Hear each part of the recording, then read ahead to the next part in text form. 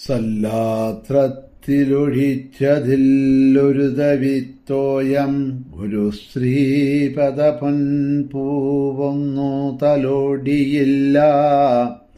സമയേ ചെയ്തീല സന്ധ്യാർച്ചനം കൽപ്പേരും യമരാജ കിങ്കരകരവ്യാപാരഘോരാമയം. നിൽപ്പാനുള്ള മരുന്നു ഞാൻ കരുതിയില്ലമ്മേ, പരം മേ ഭയം. ദേവീ ശരണം അമ്മേ. സുപ്രഭാതം, ശുഭദിനം. എല്ലാ ധന്യാത്മാക്കൾക്കും പുലർകാല വന്ദനം. ശ്രീമദ് ദേവി ഭാഗവത നിത്യപാരായണ പരമ്പരയുടെ ഇന്നത്തെ യജ്ഞവേദിയിലേക്ക് സുസ്വാഗതം. നവമസ്കന്ധം 29-ാമത്തെ അധ്യായമാണ് ഇന്നലെ മുതൽ അവലോകനം ചെയ്യാൻ തുടങ്ങിയത്. ജീവന്റെ കർമ്മവിഭാഗത്തെക്കുറിച്ച് ധർമ്മരാജൻ സാവിത്രി ദേവി ചോദിച്ചതനുസരിച്ച് പറഞ്ഞു കൊടുക്കുന്ന ഭാഗങ്ങള് കർമ്മത്തിന് അധികാരികളായ മനുഷ്യര് തുടങ്ങിയവര് നാനായോനികളിൽ പിറന്ന് ശുഭാശുഭകർമ്മങ്ങളുടെ ഫലം അനുഭവിക്കാനുള്ള സ്ഥാനങ്ങളാണ് സ്വർഗനരകങ്ങള്. ശുഭമായിട്ടുള്ള പുണ്യമായിട്ടുള്ള കർമ്മങ്ങളുടെ ഫലം സ്വർഗഭൂതിയായിട്ടും അതേമാതിരി തന്നെ അശുഭങ്ങളായിട്ടുള്ള പാപകർമ്മങ്ങളുടെ ഫലം നരകങ്ങളായിട്ടും അനുഭവിക്കണോ. കർമ്മങ്ങളുടെ സ്വഭാവമനുസരിച്ച് ജീവികള് സർവയോനികളിലും മാറി മാറി ജനിച്ചുകൊണ്ടിരിക്കണോ. പശു, പക്ഷി, പട്ടി മുതലായിട്ടുള്ള പല ജന്മങ്ങള്. എന്നിട്ട് പൂർവജന്മത്തിൽ ചെയ്ത കർമ്മങ്ങളുടെ ശുഭ അശുഭ, അതായത് പുണ്യ പാപ ഫലങ്ങള് അനുഭവിക്കുകയും ചെയ്യണു. പുണ്യകർമ്മങ്ങൾ നിമിത്തം സ്വർഗാദികളിൽ ചെന്ന് ജനിക്കാനിടയാവണു. പാപകർമ്മങ്ങൾ നിമിത്തം നരകങ്ങളിൽ കിടന്ന് വലയണു. കർമാസക്തി സമൂലം പോകണം എങ്കിൽ ഭക്തി ഉണ്ടാവണം. ഈ കർമ്മത്തിലുള്ള ആസക്തി സമൂലം ക്ഷയിക്കണമെന്നുണ്ടെങ്കിൽ ഭക്തി ഉണ്ടാവണം. ആ ഭക്തി രണ്ടു വിധത്തിലുണ്ട്. ഒന്ന് നിർഗുണബ്രഹ്മത്തിലുള്ള ഭക്തി, മറ്റേത് മായാവിശിഷ്ട ബ്രഹ്മരൂപിണിയിലുള്ള ഭക്തി. അതായത് നിർഗുണവും സഗുണവുമായിട്ടുള്ള ഭക്തി, സകാമവും നിഷ്കാമവും ആയിട്ടുള്ള ഭക്തികള് എന്നവിടെ പറഞ്ഞു. ദുഷ്കർമ്മം കൊണ്ട് രോഗിയും ശുഭകർമ്മങ്ങൾ കൊണ്ട് അരോഗിയും ആയിട്ട് ഭവിക്കണു. ജീവൻ കർമ്മങ്ങൾ കൊണ്ട് തന്നെയാണ് ദീർഘായുസ്സും അല്പായുസ്സും സുഖവും ദുഃഖവും ഒക്കെ അനുഭവിക്കുന്നത്. നിന്ദ്യകർമ്മങ്ങളുടെ ഫലമായിട്ട് അന്ധൻ, അംഗവൈകല്യം മറ്റുള്ളവനായിട്ട് ജനിക്കണു. സർവോത്കൃഷ്ടമായിട്ടുള്ള കർമ്മത്തിന്റെ ഫലമായി സിദ്ധി തുടങ്ങിയത് ഉള്ളവനായിട്ട് ജനിക്കണു. സാമാന്യമായി ഇങ്ങനെയാണ് സംഭവിക്കുന്നത് എന്നാണ് പറഞ്ഞത്. വിശേഷമായിട്ടുള്ള ചില ജന്മങ്ങള്, അതിനെക്കുറിച്ച് ഇതാ ഇനി പറയാമെന്ന് പറയാണ്, കേട്ടോളൂ. അത്യന്തം ഗോപ്യവും ദുർലഭവുമായിട്ടുള്ള ഈ കാര്യം പുരാണങ്ങളിലും സ്മൃതികളിലും ഒക്കെ വർണ്ണിച്ചിട്ടുള്ളതാണ്. ജീവസമൂഹങ്ങൾ ഒരുപാടുണ്ടല്ലോ, ഒട്ടേറെയുണ്ട്. 84 ലക്ഷത്തോളം ജീവസമൂഹങ്ങളുണ്ട് എന്നൊക്കെയാണ് ശാസ്ത്രപുരാണങ്ങളിൽ പറയുന്നത്. എന്നാൽ മനുഷ്യനായി ഭാരതത്തിൽ ജനിക്കുക എന്നത് വളരെ ദുർലഭമാണ്. സർവവർണ്ണങ്ങളിലും വെച്ച് ശ്രേഷ്ഠനും സർവകർമ്മങ്ങളിലും പ്രശസ്തനുമാണ് ആ മനുഷ്യജന്മത്തിൽ ബ്രാഹ്മണനായിട്ട് ജനിക്കുന്നവന്. ബ്രാഹ്മണരിൽ വെച്ച് ബ്രഹ്മനിഷ്ഠനാണ് അത്യുത്തമൻ. ബ്രാഹ്മണരിൽ തന്നെ നിഷ്കാമനും സകാമനെന്നും രണ്ട് വിധത്തിലുള്ളവരുണ്ട്. സകാമനേക്കാൾ നിഷ്കാമനും ഭക്തിയുള്ളവനുമാണ് ഉത്തമൻ. സകാമന്മാരായിട്ടുള്ളവര് കർമ്മഭോഗിയും നിഷ്കാമര് നിരുപദ്രവയും ആയിത്തീരുന്നു. അങ്ങനെയുള്ള നിഷ്കാമി ശരീരനാശത്തിന് ശേഷം പരമപദം പ്രാപിക്കണു, മുക്തി പ്രാപിക്കണു. അവർ പിന്നെ ഇവിടെ വന്ന് ജനിക്കേണ്ടതായിട്ടില്ല. ദിവ്യരൂപം ധരിച്ച് അവര് ഗോലോകത്തെത്തി ദ്വിഭുജനായിട്ടുള്ള കൃഷ്ണപരമാത്മാവിനെ സേവിച്ചുകൊണ്ട് സസുഖം അവിടെ കഴിയും. സഗാമികളായിട്ടുള്ള വൈഷ്ണവര് വൈകുണ്ഠത്തിലെത്തിയിട്ട് വീണ്ടും ഭാരതത്തിൽ വന്ന് ബ്രാഹ്മണജാതിയിൽ ജനിക്കും.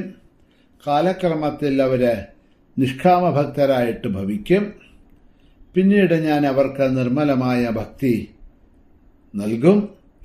സകല ജന്മങ്ങളിലും സകാമന്മാരായി ജനിക്കുന്ന വൈഷ്ണവ ബ്രാഹ്മണർക്ക് വിഷ്ണുഭക്തി ഉണ്ടാകും വരെ ആ ചിത്തശുദ്ധി ഉണ്ടാവുന്നില്ല. തപസ്, തീർത്ഥാടനം ഇതൊക്കെ ചെയ്യുന്ന ബ്രാഹ്മണന്മാരുണ്ട്. അവർ ബ്രഹ്മലോകം പ്രാപിച്ചിട്ട് വീണ്ടും ഭാരതത്തിൽ വന്ന് ജനിക്കും. സ്വധർമ്മ നിരതരം തീർത്ഥ നിവാസികളുമായിട്ടുള്ള ബ്രാഹ്മണര് സത്യലോകം പ്രാപിച്ച് വീണ്ടും ഭാരതത്തിൽ വന്ന് ജനിക്കും. സ്വധർമ്മനിരതരം സൂര്യഭക്തരുമായിട്ടുള്ള ഭാരതത്തിലെ ബ്രാഹ്മണര് സൂര്യലോകത്ത് ചെന്ന് വീണ്ടും ഭാരതത്തിൽ വന്ന് ജനിക്കും. പരാശക്തിയിൽ ഭക്തിയുള്ളവരും നിഷ്കാമമായി സ്വധർമ്മം അനുഷ്ഠിക്കുന്നവരുമായിട്ടുള്ള ബ്രാഹ്മണര് പരാശക്തി വസിക്കുന്ന മണിദ്വീപത്തിലേക്ക് തന്നെ പോകും. അവർക്ക് പുനർജന്മമില്ല.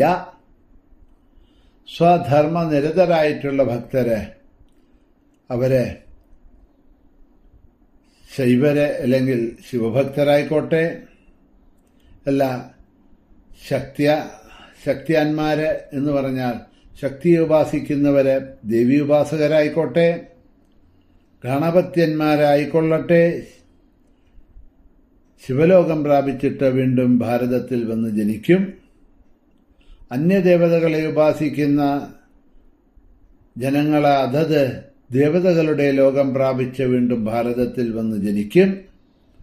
ഹരിഭക്തരും നിഷ്കാമരും സ്വധർമ്മ നിരതരുമായിട്ടുള്ള ബ്രാഹ്മണര് ഭക്തിയുടെ പ്രഭാവത്താൽ ഹരിലോകത്ത് ക്രമേണ ക്രമമുക്തിയായിട്ട് അവിടെ ചെന്നെത്തും. സദാ അന്യദേവന്മാരെ ഉപാസിക്കുന്ന വിപ്രന്മാര് ആചാര്യഭ്രഷ്ടരും കാമികളുമായി തീരും. അവര് നരകത്തിലേക്ക് പോകുമെന്നുള്ളത് തീർച്ചയാണ്. സ്വധർമ്മനിരതരായി തന്നെ ജീവിക്കുന്ന 4 വർണ്ണത്തിൽപ്പെട്ടവരും ശുഭഫലങ്ങൾ അനുഭവിക്കുന്നവരാണ്. സ്വധർമ്മം അനുഷ്ഠിക്കാത്തവര് നരകത്തിൽ പോകുമെന്ന നിശ്ചയമാണ്. കർമ്മഫലം അനുഭവിക്കാൻ വേണ്ടി പിന്നീട് ഈ ഭൂമിയിൽ വന്ന് ജനിക്കേണ്ട ആവശ്യം അവർക്ക് വരുന്നില്ല. അവര് നരകത്തിലാണ് പോയി പതിക്കുക. സ്വധർമ്മനിരതരായി ജീവിക്കണം. 4 വർണ്ണത്തിൽപ്പെട്ടവരും സ്വധർമ്മ നിരതരായി ഇരിക്കണം. വിപ്രന് ബ്രാഹ്മണന് കന്യകയെ കൊടുക്കുന്ന പക്ഷം അവര് ചന്ദ്രലോകം പ്രാപിക്കും. അവരവിടെ 14 ഇന്ദ്രന്മാരുടെ കാലത്തോളം ഒരു മനു ഭരിക്കുന്ന കാലത്തോളം 14 ഇന്ദ്രന്മാരെ 14 മനുക്കൾ ഭരിക്കുന്ന കാലത്തോളം, അതായത് ബ്രഹ്മാവിന്റെ ഒരു കൽപ്പം എന്ന് പറയില്ലേ, 1000 ചതുർയുഗം ഇന്ദ്രന്മാരുടെ കാലത്തോളം അവിടെ വസിക്കുന്ന പറയണത്. അലങ്കരിച്ച കന്യകയെ വിപ്രന് ബ്രാഹ്മണന് ദാനം ചെയ്യുന്ന പക്ഷം ഫലം ഇരട്ടിയാണ് എന്ന് പറയുന്നു.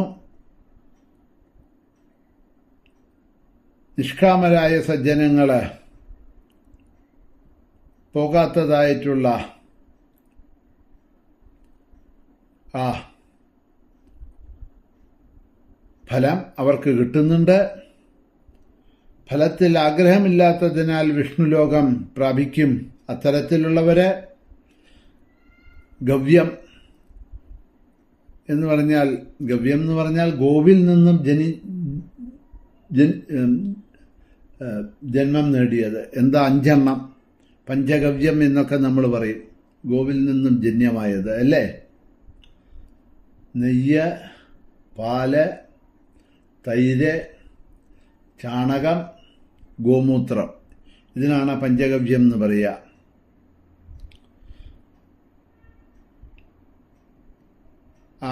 ഗവ്യം വെള്ളി, സ്വർണം, വസ്ത്രം, നെയ്യ്, ഫലം, ജലം എന്നിവ ദാനം ചെയ്യുന്നവരും ചന്ദ്രലോകത്തിലേക്ക് ചെന്ന് പ്രാപിക്കും.